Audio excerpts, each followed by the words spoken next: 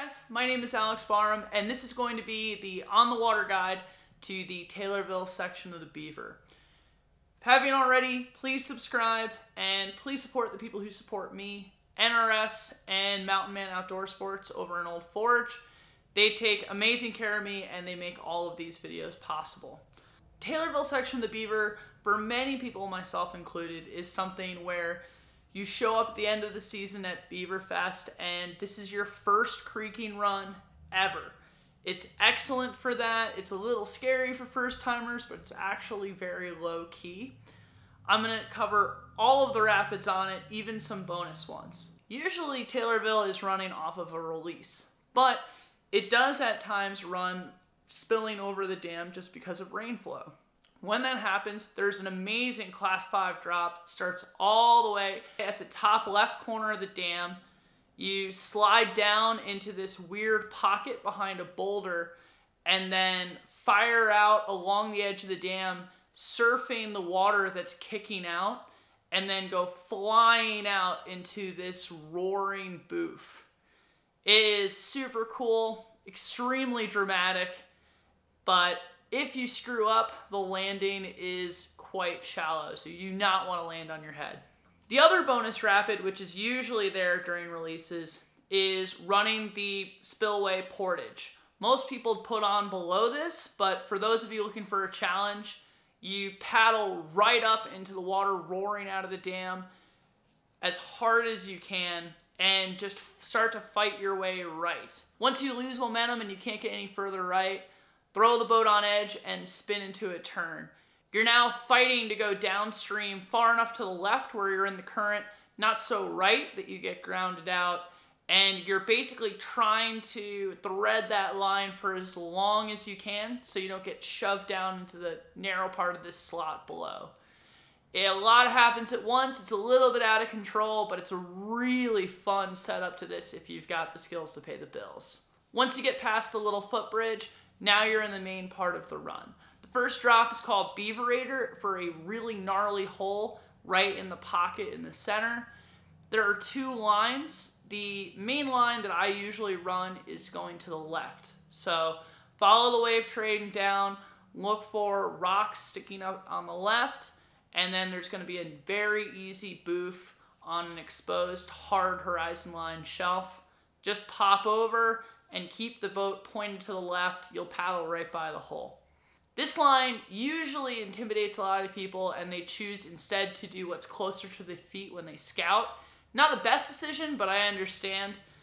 Do the right line, it's actually more complicated and you're kind of more likely to go where you don't want to be. Start on the left side of the channel and then start to cut right. You've got to swing behind a couple eddy lines. But basically, if you drive towards shore, you should be in good shape.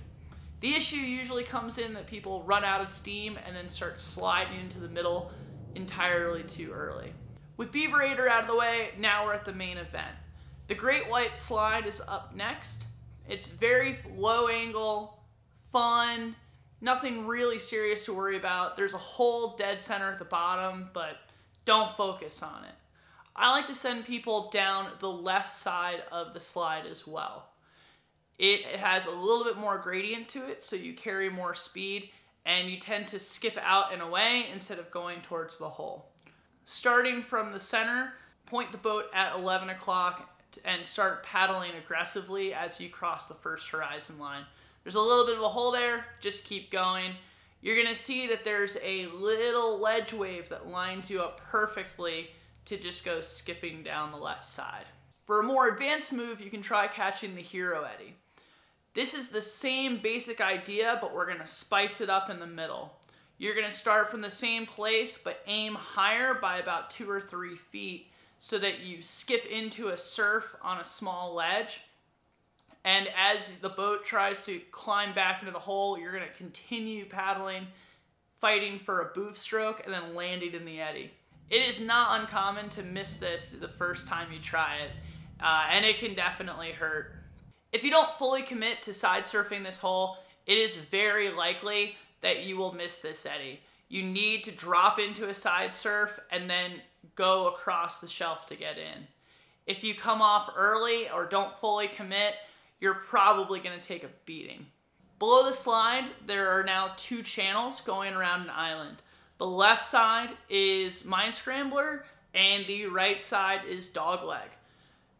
Mine Scrambler has a couple little slides that then goes down into a slot move.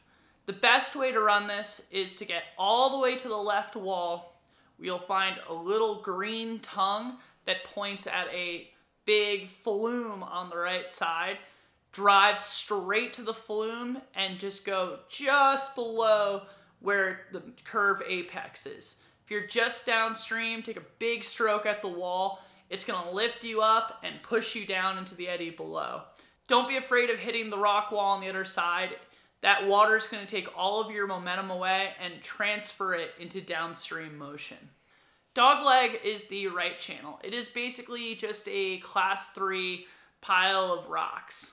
The cleanest line through Dogleg, I find, is to start on the left side where there's a seam cutting from the left to the right. Follow it straight to a little boof flake that is about halfway down. Land, turn left, and ride the rest out. If you do that and carry speed, this is really no big deal, but it's very easy to try and catch eddies or just otherwise get discombobulated, catch yourself on a rock and flip in this one. The last rapid is called Powerline. It's a bit of a longer one than the others, but it's by no means more complicated. The first drop has 2 lines.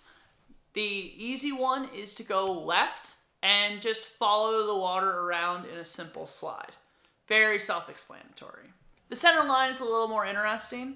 You start on the right side, pointing left, and look for a curling breaking wave.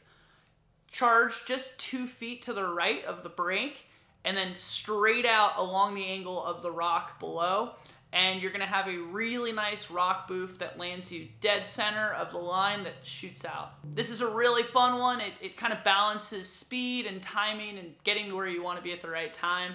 You just don't want to wind up right. You'll get a little beat down. Below that ledge drop, you have a series of class 2-3 holes that just kind of zig and zag around.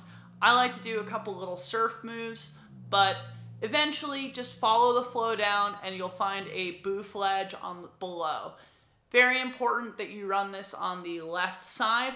The right side and center can be a little retentive, but definitely don't overthink it and just make sure that you're carrying speed. That's really it for Taylorville during a normal release. Coming back when it's bigger and running at natural flows is really a treat. This gets much closer to the bottom moose in nature, but with much less consequences, and it is just an incredibly fun run. At super high water, Powerline gets terrifying, but 2 or 3 inches of water coming over the top of the dam is a really great level. So, that's it. I'm putting up one for the lines on Eagle as well, and if you need lines for the moose, we've got those too. Thanks for watching. Please hit subscribe, and I'll catch you on the next one. I don't know, dude. I'm gonna give her. I'm gonna try it. I guess. Seems like a bad idea.